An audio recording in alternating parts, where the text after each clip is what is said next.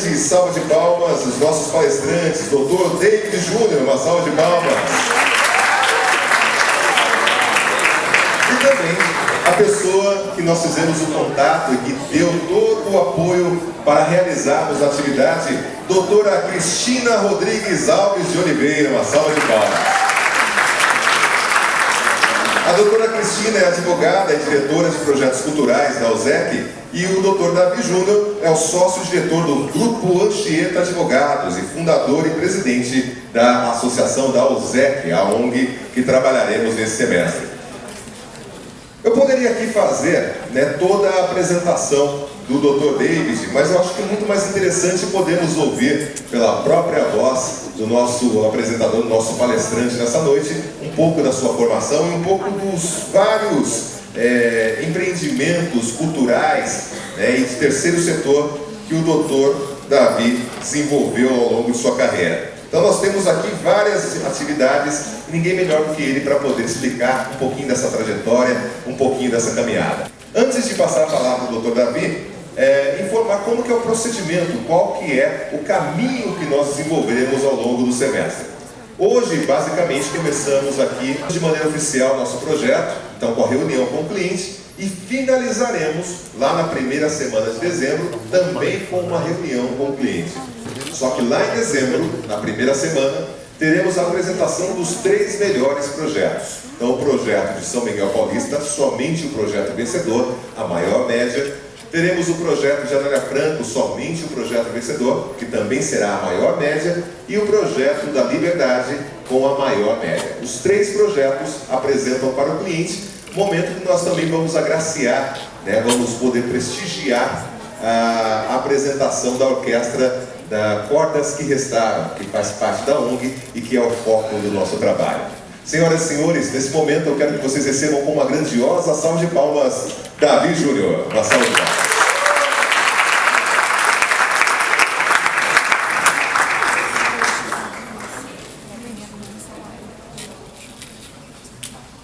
Boa noite a todos. Diferente a minha voz do professor Wagner. Gente, eu quero, na pessoa do professor Wagner, cumprimentar todos os outros professores e também me utilizar do nome da professora Cristina, que houve citado aqui, para cumprimentar a classe feminina do corpo docente dessa casa. Quero ainda saudar também o professor Ricardo, uma satisfação imensa conhecê-lo, e agradecer a todos vocês, alunos, que nos dão a oportunidade e nos conferem de essa noite poder trocar algumas ideias e bater um papo. Na verdade, é mesmo um bate-papo que nós faremos. Vou trocar algumas experiências com vocês e quero agradecer pela oportunidade aberta de ter a USEC hoje como cliente, se assim nós podemos chamar. Talvez a minha linguagem seja um pouco diferente da de vocês, mas eu acredito que nós nos entenderemos. Aproveitar também para agradecer a doutora Cristina Alves, ela é advogada, é também diretora de projetos culturais da Organização Social de Estímulo à Educação e Cultura no Brasil, USEC Brasil. E essa é a nossa causa, educação e cultura na periferia, na comunidade, em lugares remotos, distanciados dos grandes centros. E digo para vocês, é um grande desafio, porém é algo que nos satisfaz, que nos move, que nos comove, que nos remove e que nos leva para cima da dificuldade e nos faz trazer a solução.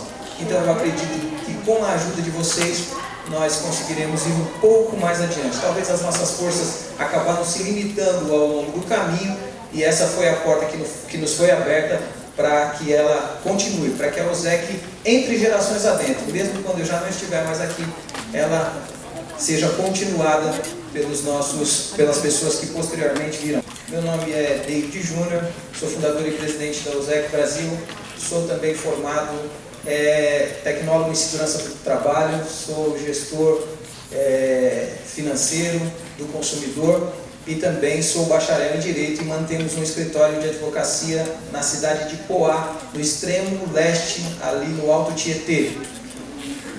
A USEC, ela nasceu da intenção desse bate-papo, só que era com pessoas um pouco menos favorecidas, era com morador de rua. Eu fui para as ruas da cidade de São Paulo, nos lugares mais remotos, entender a história, o porquê que pessoas estavam às margens da sociedade, estavam tão desmotivadas da vida. Só que eles não queriam me ouvir, eles queriam comida. Então eu entendi que era preciso levar para eles uma refeição. Fizemos um grupo de jovens e passamos a entregar uma refeição simplesmente para poder ser ouvido e ouvir algumas dessas pessoas. E aí, quando eles nos ouviam e acreditavam que aquelas pessoas que perderam alguma coisa podem sair do nada e ir para algum lugar, eles queriam uma internação. Porque 85% das pessoas que moram na rua não é porque estão tristes ou estão desmotivadas com a família, é porque são dependentes químicos, do álcool, da cocaína, da maconha, do crack.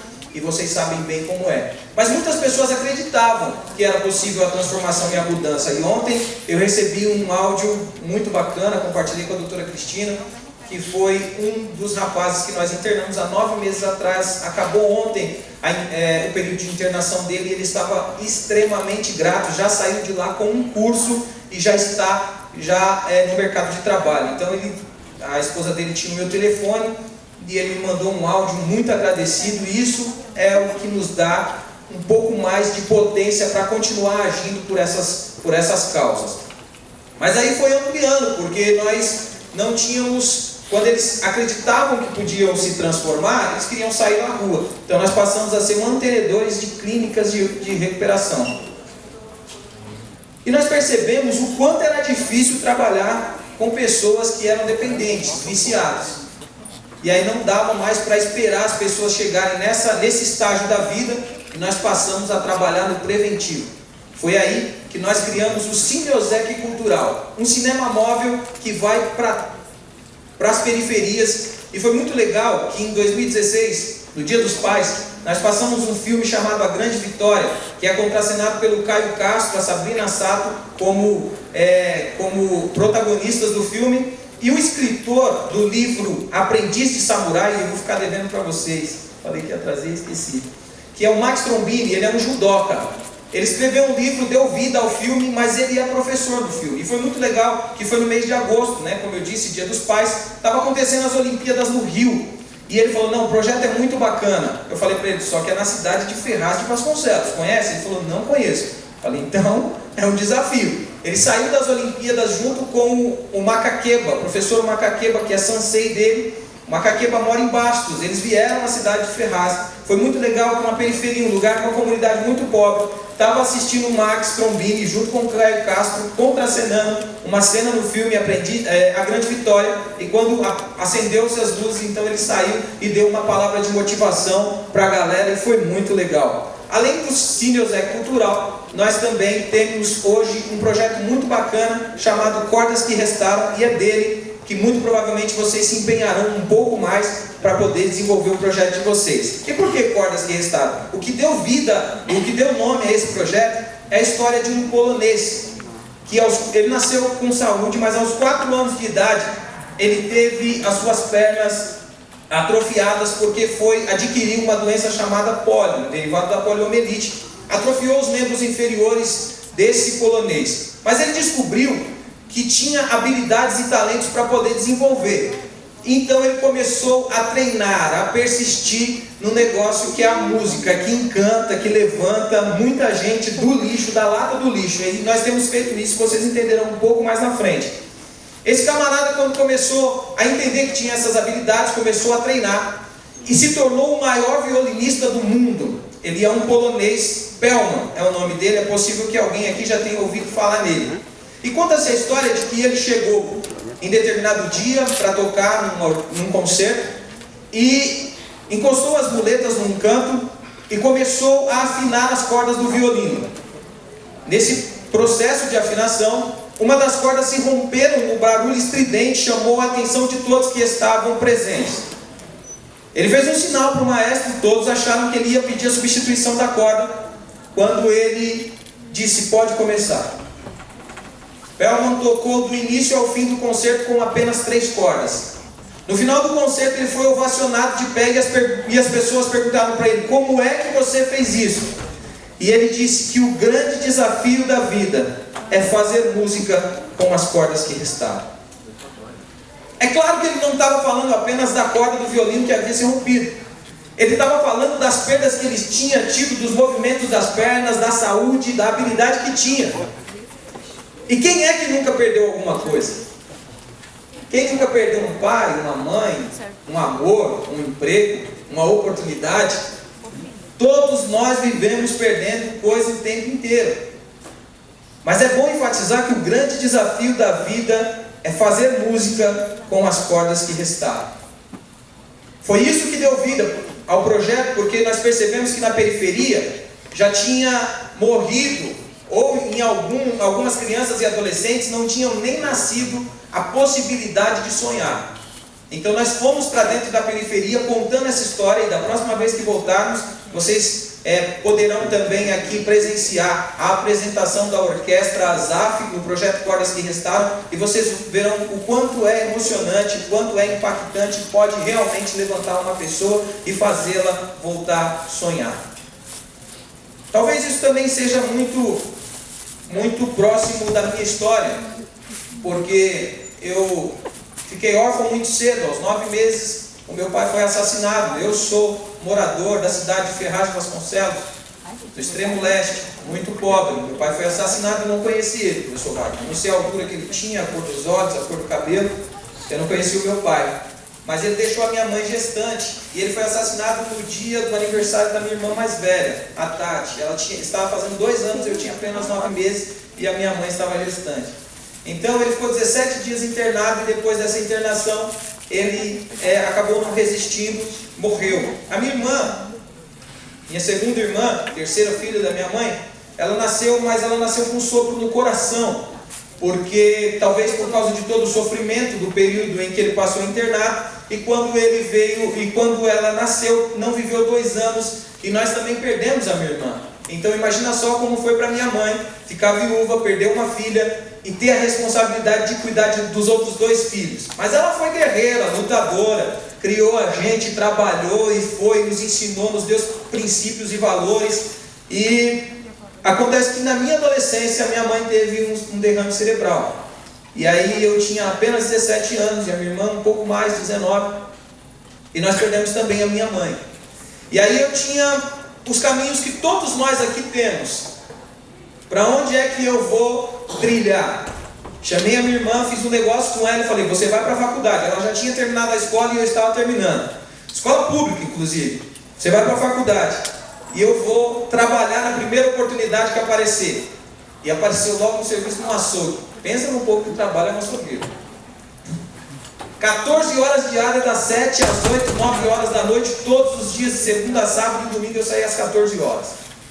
Mas foi bom. Aos 4 anos trabalhando, a Tati conseguiu se formar e passou a manter a casa. E aí eu abandonei o açougue e consegui ir para a academia, consegui me formar bacharel em Direito e consegui vencer todos os obstáculos. É verdade que é bem possível que a sociedade não apostava nada em mim. Além do mais, eu era um órfão de um pai que foi assassinado e uma mãe que não deu muita sorte. Então, o que a sociedade pensava que eu seria? Talvez um traficante que vai ganhar a vida fácil. Mas não. Hoje eu sou mantenedor de um escritório de advocacia, fundamos uma ONG, trabalhamos também com a educação, e é isso que a resposta que nós conseguimos dar para a sociedade. Então, perder alguma coisa eu sabia muito bem como era. Então eu não quis aceitar muito como era isso. Fizemos uma equipe de jovens, fomos para a comunidade, fizemos uma série de ações sociais, inclusive a Unixul São Miguel fez uma ação com a gente, acho que em 2015, foi muito bacana. Levaram junto com outra universidade uma série de médicos e fisioterapeutas e enfermeiros e odontologistas para a rua. E lá nós atendemos uma comunidade, cadastramos a maior parte da molecada. Eles vão ao laboratório da Unixul em São Miguel e recebem lá o tratamento totalmente gratuito. E foi um desafio. E aí era totalmente gratuito. O que eu precisava fazer? Pelo menos dar o lanche para eles, né? Mas não tinha grana também para fazer isso com a OSEC. E o que a gente faz? Bate de porta em porta nos comerciantes ali do bairro onde vai acontecer a ação e fala para ele: olha, é para cuidar do dente da nossa criança, então me dá aí um pouco de queijo, um pouco de pão, eu preciso fazer um camarim lá e receber os médicos, os advogados também da OAB, que são hoje nossos colegas e nosso parceiro. e acontecem ações incríveis, porque quando a gente não tem recursos, quando a gente não tem dinheiro, a gente automaticamente fica limitado. Mas o problema é que quando a gente tem, a gente não quer realizar, porque a gente fica com uma série de inseguranças, principalmente num país onde nós vivemos, que é o Brasil, que a corrupção está instalada e ela é de forma avassaladora. Só que eu aprendi um provérbio, eu não me lembro, acho que chinês, que diz o seguinte, que muitos homens ficam de mãos vazias porque não conhecem a arte de dividir. Eu acho que é um provérbio chinês. Muitos homens ficam de mãos vazias porque não conhecem a arte de dividir. Porque uns têm muito e não dividem, e outros acham que a vida é injusta. E eu acho que esse negócio de que a vida ela tem a tendência de praticar injustiça contra nós, pode ser uma verdade. Eu acho que todos nós aqui já fizemos essa pergunta. Além do mais, eu acabei de contar a minha história. E o que eu fiz para ter uma história dessa? Não fiz nada. Mas talvez porque o símbolo da justiça seja aquela mulher com os olhos vendados ao ferir uma balança em sua mão. A venda nos olhos, e eu estou falando isso porque nós aprendemos, é do nosso ramo de atividade, é para coligar a ideia de que a justiça é cega e que, portanto, julga tudo e a todos de maneira igualitária, ricos e pobres, negros e brancos, etnias e classes sociais. Aquela venda nos olhos da deusa da justiça quer dar essa ideia. Agora, eu particularmente acho isso de um equívoco muito grande, professor Wagner, porque na verdade nós sabemos que o conceito de justiça é equidade, e equidade é dar a cada um aquilo que lhe é por direito. Ora, se o conceito de justiça é equidade, e se a prova mais fria da justiça é o flagrante, ou seja, aquilo que você vê, a justiça não pode julgar com os olhos vendados. Então, quando eu entendi esse conceito, eu falei, não vai ter jeito. Numa sociedade que tem um símbolo desse, nós não vamos esperar justiça vindo das cortes superiores ou mesmo da autoridade do poder legislativo e executivo. A gente vai ter que fazer alguma coisa. Então a gente se moveu para isso. Não foi fácil montar uma orquestra composta por 24 músicos hoje, totalmente voluntários. Muitos deles já conseguiram até o profissionalismo, mas a gente ainda não tem recurso para mandá-los para os Estados Unidos, para as escolas que eles sonham. Mas nós vamos conseguir, vocês vão nos ajudar.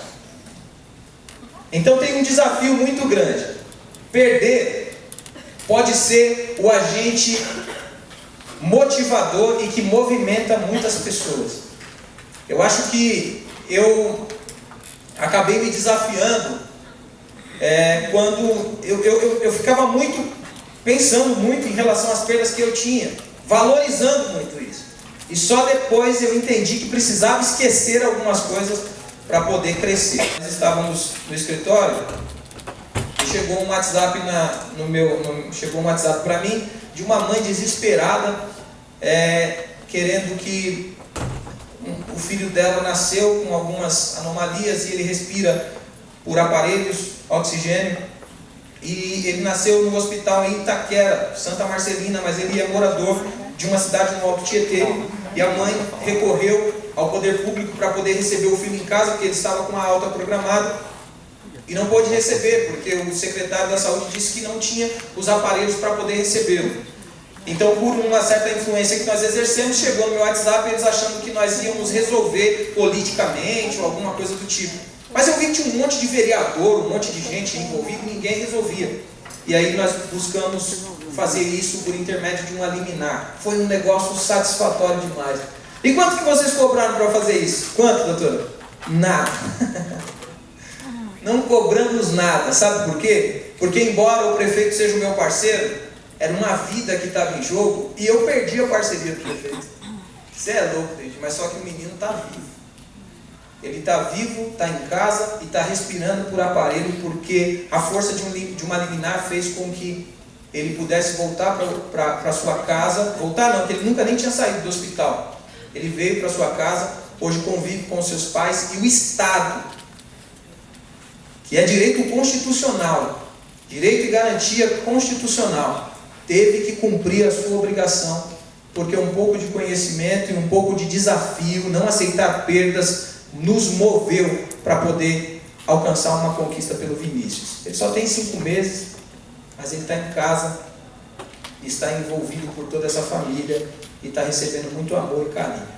Então, na verdade, eu estou contando essas histórias para vocês para que a gente possa se desafiar a cada dia a fazer alguma coisa a mais pela sociedade.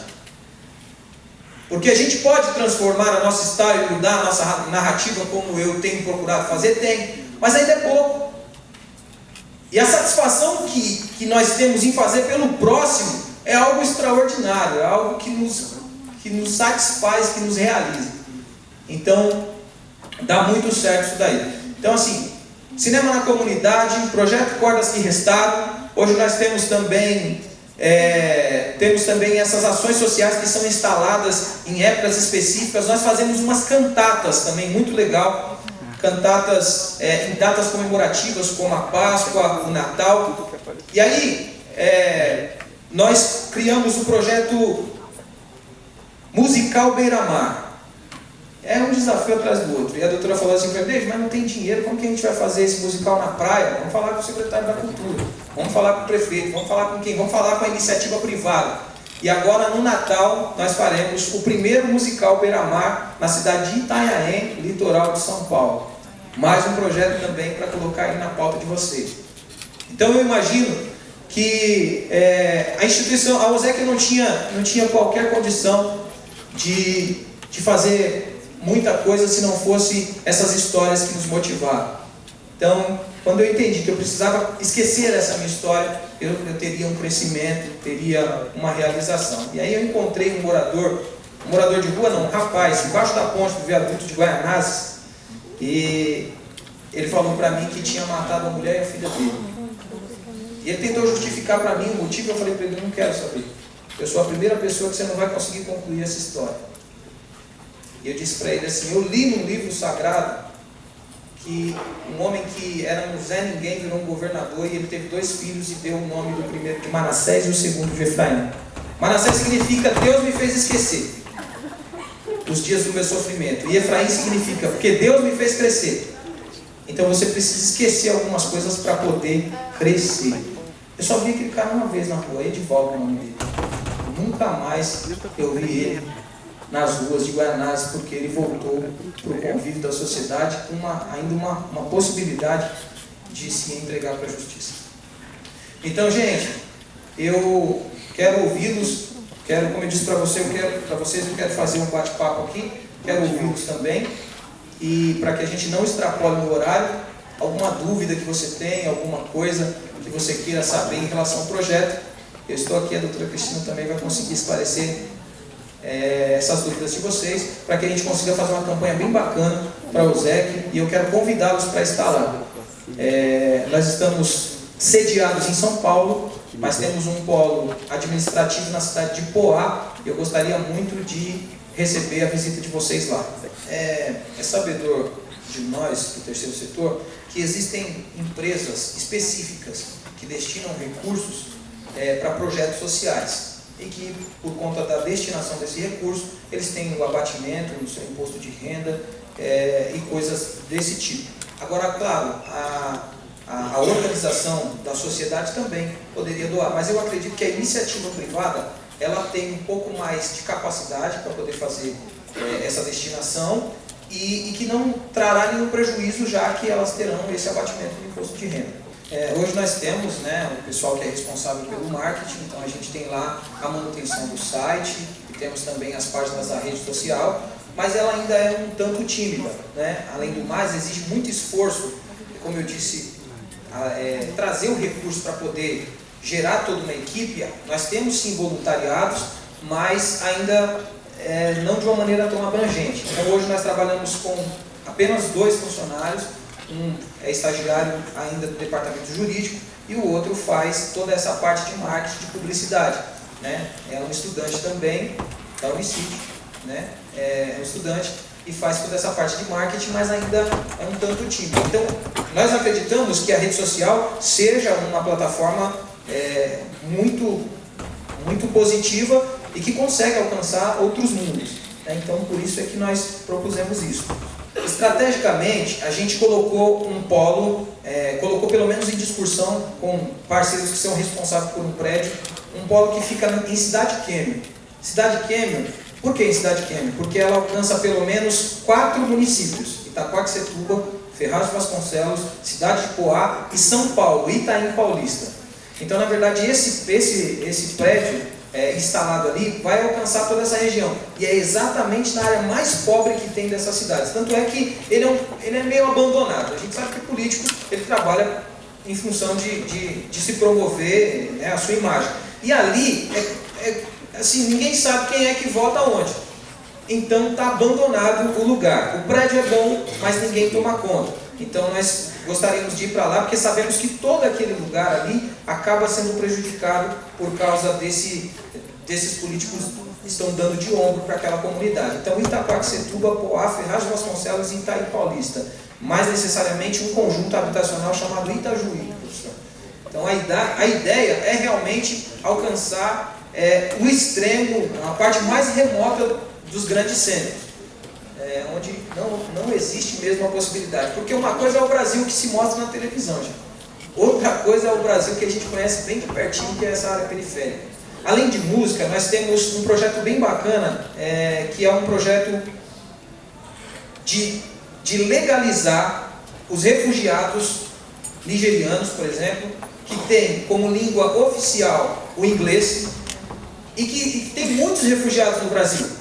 Então o que a gente faz? O Grupo Anchieta Advogados regulariza a estadia desses nigerianos no Brasil, e a contrapartida deles pela regularização da sua documentação e estadia aqui é ministrar as aulas de inglês. E é bem diferente a aula de inglês desse camarada que tem a língua original, claro, tem a língua nativa, mas a língua original dele, o inglês, e também fala o português. Em 2 meses a gente consegue dar uma aula para o camarada que é aluno lá conseguir se comunicar legal. Além disso, o curso de inserção digital, inglês e inserção digital, o curso de música. O curso de música, necessariamente, o Michel Lima, que é o nosso maestro, ele diz que de 7 anos, aí a idade 59, quanto quiser aprender, a idade mínima é de 7 anos. Por quê? Porque o curso ele já é um curso teórico e também já é um curso prático. A primeira aula já é prática e teórica.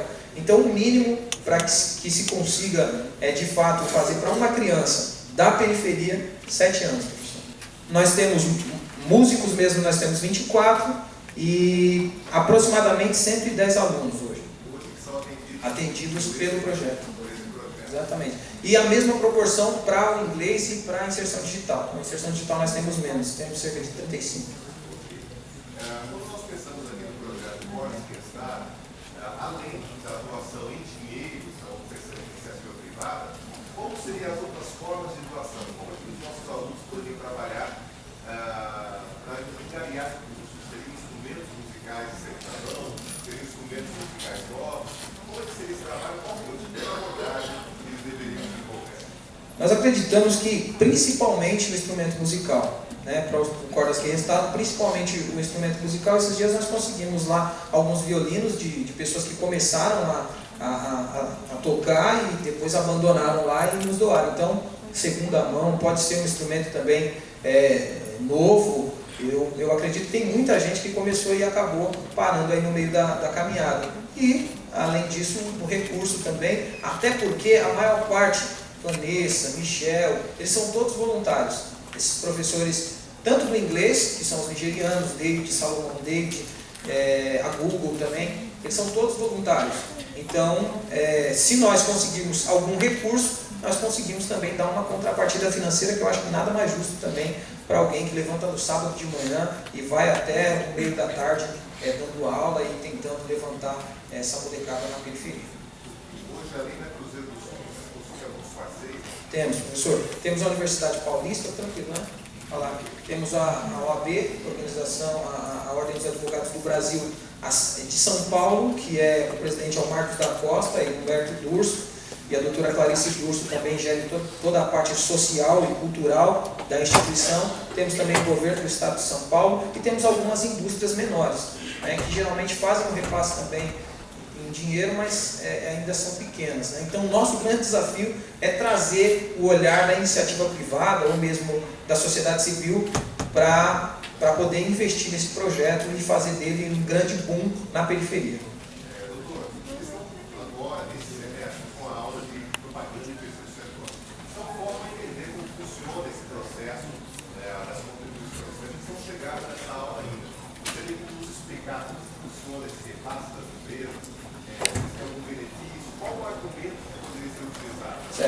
verdade, terceiro setor, né, vocês estão aprendendo lá, que são ONGs, organização não governamental, sem finalidade lucrativa.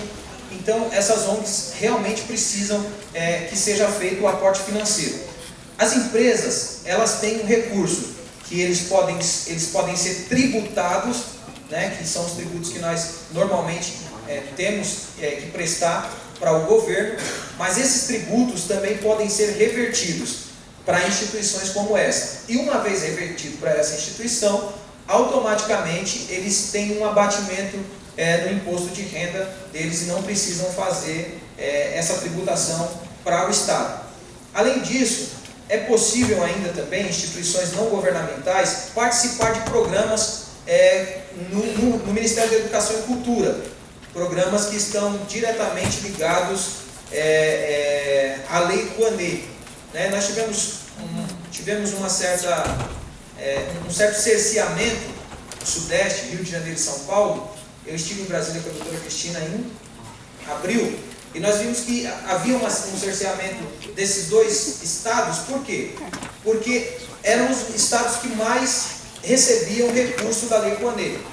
E eles disseram, o grande debate, tinha até um Wagner Odilon, que é um ator global, ele estava lá na comissão junto conosco, e o debate era grande, porque por que o Rio de Janeiro e São Paulo recebem tanto recurso da Lei Rouanet e o Nordeste tão pouco? O recurso para lá é tão escasso. Na verdade, não é qualquer preconceito, segundo dados que foram colocados lá. É que realmente os projetos de São Paulo e Rio de Janeiro, dos dois estados, eram os projetos mais interessantes. Automaticamente o Nordeste ficou prejudicado, o Norte ficou prejudicado. Então acabou havendo um certo cerceamento do recurso advindo para cá, para que seja discutido um novo caminho para que chegue o recurso do Norte e do Nordeste, que são estados que acabaram ficando muito prejudicados com a verba que foi destinada para cá. Também é uma possibilidade, professor. Repito, uma possibilidade que acaba agora sofrendo algumas restrições por causa dessa discussão, mas não é uma impossibilidade, entendeu? Também é um meio que a gente pode tentar.